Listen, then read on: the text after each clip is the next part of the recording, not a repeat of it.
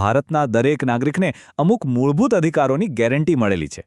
આ એ અધિકારો છે જે આપણા બંધારણનો પાયો છે.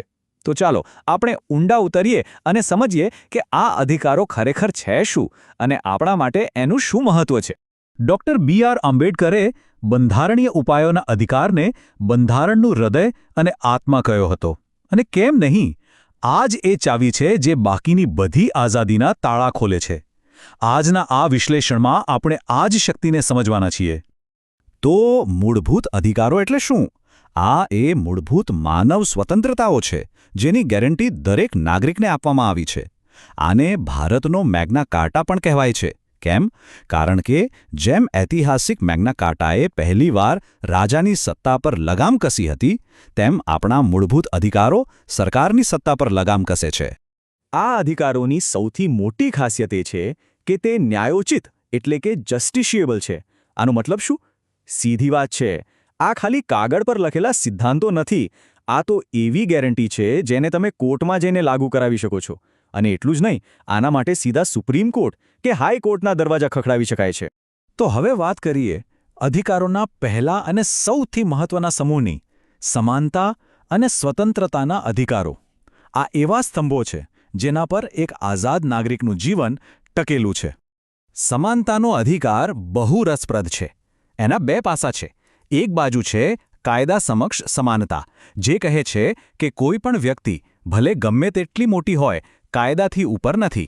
અને બીજી બાજુ છે કાયદાઓનું સમાન રક્ષણ, જે કહે છે કે એક સરખી પરિસ્થિતિમાં રહેલા લોકો સાથે એક સરખો વ્યવહાર થવો જોઈએ અને જરૂર પડીએ જે લોકો પાછળ રહી ગયા છે તેમના માટે સરકાર ખાસ જોગવાઈઓ કરી શકે છે. અને આ જે કાયદાઓનું સમાન રક્ષણ છે ને, એમાંથી જ એક બહુ જ મહત્વનો ખ્યાલ આવે છે સકારાત્મક ભેદભાવનો. આનો અર્થ એ છે કે જે લોકો સામાજિક રીતે પાછળ રહી ગયા છે તેમને બાકીના લોકોની બરાબરી પર લાવવા માટે સરકાર ખાસ પગલાં લઈ શકે છે. અનામત જેવી નીતિઓ આ જ સિદ્ધાંત પર આધારિત છે. બંધારણે બે સામાજિક અન્યાય પર સીધો પ્રહાર કર્યો. અનુચ્છેદ 17 અસ્પૃશ્યતાને સંપૂર્ણપણે નાબૂદ કરી અને અનુચ્છેદ 18 મહારાજા અને રાજા જેવા તમામ વારસાગત ખિતાબોનો અંત આણ્યો. આનો હેતુ એક જ હતો: સમાજમાં ઊંચ નીચના ભેદભાવને જડમૂળથી ઉખાડી ફેંકવાનો. એક સમય હતો જ્યારે સંપત્તિનો અધિકાર પણ મૂળભૂત અધિકાર હતો, પણ પછી થયું એવું કે સરકારને વિકાસના કામો માટે, જેમ કે રસ્તા બનાવવા કે ડેમ બનાવવા માટે જમીનની જરૂર પડતી હતી. એટલે 1978માં 44માં સુધારાથી આને મૂળભૂત અધિકારોની યાદીમાંથી હટાવીને એક કાનૂની અધિકાર બનાવી દેવાયો. અનુચ્છેદ 19માં 6 સ્વતંત્રતાઓ છે અને એને યાદ રાખવાની એક મસ્ત રીત છે. એને એક નાગરિકની સફળ તરીકે જુઓ. સૌથી પહેલાં એ વ્યક્તિ બોલે છે, પછી પોતાના વિચારો સાથે સહમત લોકોને ભેગા કરે છે. એ લોકો સાથે મળીને એક સંગઠન બનાવે છે. પછી એ સંગઠનના વિચારો ફેલાવવા માટે દેશભરમાં પ્રવાસ કરે છે. એને ગમે ત્યાં વસવાટ કરે છે અને પોતાની આજીવિકા માટે કોઈ પણ કામ કરે છે. પણ હા, એક વાત યાદ રાખવા જેવી છે: આ બધી આઝાદીઓ અમર્યાદિત નથી. એના પર વાજબી પ્રતિબંધો લાગી શકે છે. મતલબ કે દેશની સુરક્ષા, જાહેર વ્યવસ્થા કે નૈતિકતાના હિતમાં સરકાર આ સ્વતંત્રતાઓ પર મર્યાદા મૂકી શકે છે.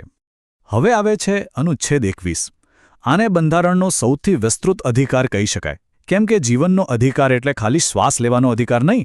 સુપ્રીમ કોર્ટે સમય જતાં આનો વ્યાપ એટલો વધાર્યો છે કે હવે એમાં ગૌરવપૂર્ણ જીવન, ગોપનીયતા, સ્વચ્છ હવા, પાણી અને શિક્ષણનો અધિકાર પણ સામેલ છે. ચાલો હવે જોઈએ એ અધિકારો જે આપણા ગૌરવ, શ્રદ્ધા અને ઓળખ માટે એક ઢાલનું કામ કરે છે. શોષણ સામેનો અધિકાર સમાજના સૌથી નબળા વર્ગને રક્ષણ આપે છે.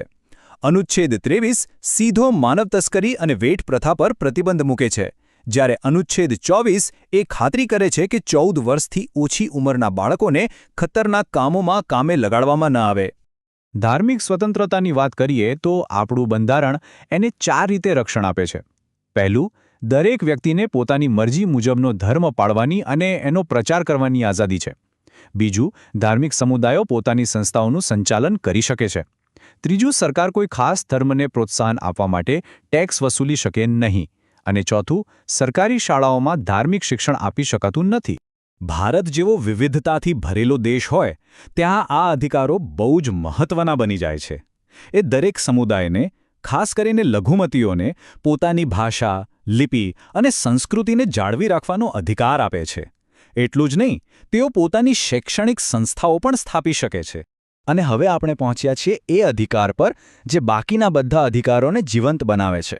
ડૉક્ટર આંબેડકરે જેને બંધારણનો આત્મા કહ્યો હતો, અનુચ્છેદ 32 બંધારણીય ઉપાયોનો અધિકાર. તો આ અનુચ્છેદ 32 હેઠળ સુપ્રીમ કોર્ટ 5 ખાસ પ્રકારના આદેશો જારી કરી શકે છે, જેને અંગ્રેજીમાં રિટ્સ કહેવાય છે. આ નાગરિકના હાથમાં રહેલા બ્રહ્માસ્ત્ર જેવા છે. ચાલો એક એક કરીને સમજીએ. પહેલું છે હેબિયસ કોર્પસ. એનો શાબ્દિક અર્થ થાય છે શરીરને હાજર કરો.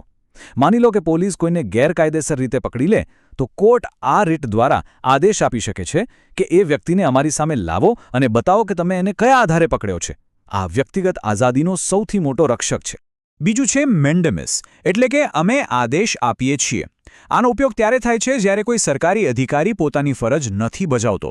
દાખલા તરીકે, જો કોઈ અધિકારી પાસપોર્ટ ઇસ્યુ કરવામાં કારણ વગર મોડું કરતો હોય તો કોર્ટ એને કામ કરવાનો આદેશ આપી શકે છે. ત્રીજું છે કો વોરેન્ટો, જેનો મતલબ છે કયા અધિકારથી. આ બહુ જ રસપ્રદ છે. આના દ્વારા કોઈપણ જાહેર પદ પર બેઠેલી વ્યક્તિને પૂછી શકાય છે કે તમે આ પદ પર કયા હકથી બેઠા છો. જો એ વ્યક્તિ યોગ્ય લાયકાત વગર પદ પર હોય તો કોર્ટ એને હટાવી શકે છે. હવે છેલ્લા 2 રેટ્સ, જે નીચલી અદાલતો માટે છે. પ્રોહિબિશન એટલે કે રોકવું. આ એક પ્રિવેન્ટિવ એક્શન છે, મતલબ કે ભૂલ થાય એ પહેલાં જ અટકાવી દેવી. જ્યારે સર્ટ્યોરારી એટલે કે પ્રમાણિત કરવું. આ એક ક્યુરેટિવ એક્શન છે, મતલબ કે જો નીચલી અદાલતે ભૂલ ભરેલો નિર્ણય આપી દીધો હોય તો ઉપરી અદાલત એને સુધારી શકે છે. તો આના પરથી એક વાત સ્પષ્ટ છે. આપણા મૂળભૂત અધિકારો ખાલી કાગળ પર લખેલા શબ્દો નથી. એ તો એક આખી ટૂલકિટ છે.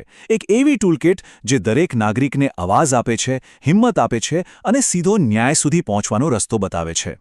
તો ચાલો, આજના આ વિશ્લેષણના અંતે એક સવાલ.